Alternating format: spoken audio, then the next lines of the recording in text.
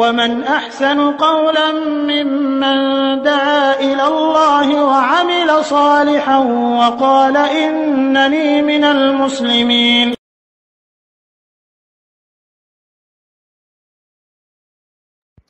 আসসালামু আলাইকুম রহমতুল্লাহি ওয়া বারাকাতুহু। এক ভাই প্রশ্ন করেছেন সালাতুত তাসবিহ, সালাত সম্পর্কে তিনি জানতে চেয়েছেন যে এটা কি সহিহ হাদিস দ্বারা প্রমাণিত।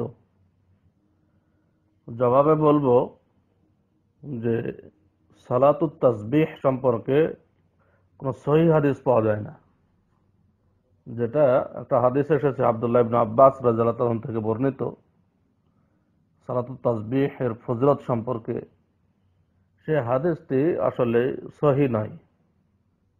কেউ এই হাদিসটিকে মুরসাল বলেছেন, কেউ মাওকুফ বলেছেন, কেউ যঈফ বলেছেন, আবার কেউ মাউযু বা জাল বলেছেন এই হাদিসটিকে। এবং সৌদি আরবের স্থায়ী ফতোয়া কমিটি, যেটা লাজনা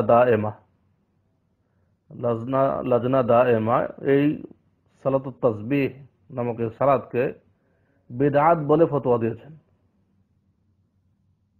অতএব এই সালাতটি আদায় করা যাবে না।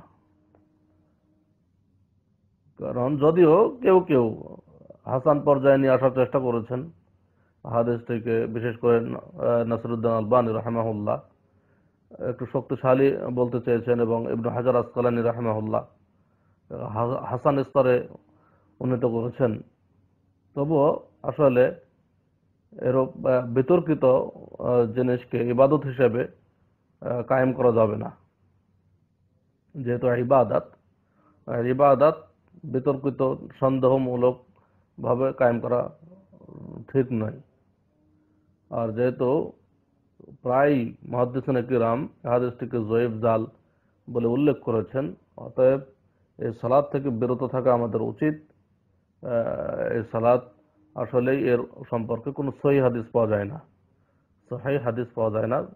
অতএব আমরা এ থেকে বিরত থাকবো, সেটাই আমাদের জন্য ভালো। আশা করি উত্তর পেয়েছেন। আসসালামু আলাইকুম ওয়া রাহমাতুল্লাহি ওয়া বারাকাতুহু।